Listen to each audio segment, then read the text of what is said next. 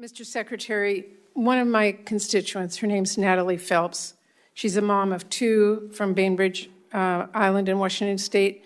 She has been fighting aggressive stage 4 colorectal cancer for nearly 5 years now. Her best hope now is a clinical trial she's participating in at the NIH Clinical Center. She flew out to NIH a few weeks ago for her first appointment, and her care team there wanted her to come back in 4 weeks to start treatment.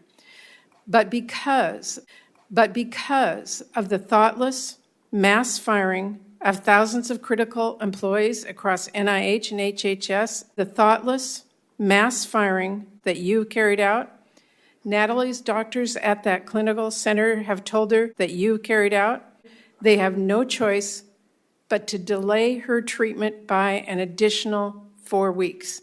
Now, an extra 4 weeks may not sound like a long time, but I will tell you, for stage 4 cancer patients like Natalie, this could mean the difference between life and death.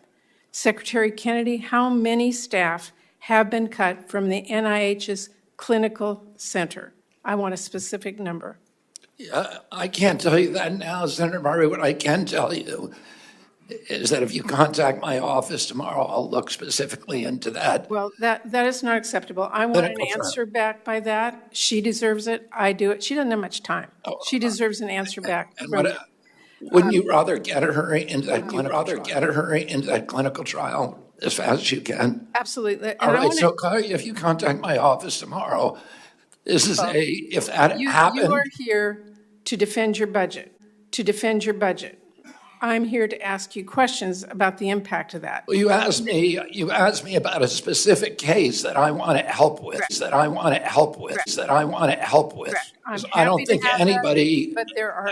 I don't think that should happen to anybody. Okay. Well, what have you, and I mean you personally, done to assess how those staff cuts are impacting patient care? She is one of many. What have you done to assess that? I provided the guidelines that said no clinical trials should be affected by the cuts. No clinical trials should be affected by the cuts. I have, Matt Mamoli. Mr. Secretary, I just have a short amount of time. They are impacting clinical trials. You asked me a question. Do you want me to answer it? I want to tell you. You need to know this. You're here to defend the NIH budget, which. Senator, do you want me to answer your question? Well, I want to. You want me to answer your question, Senator? Tell you that Natalie is sitting there waiting for treatment. I'm offering to help her, but you don't care. You don't care about Natalie. You don't care about Natalie. I've offered to help Natalie. I am asking you a question, and it is critical. You are here to defend cutting NIH by half.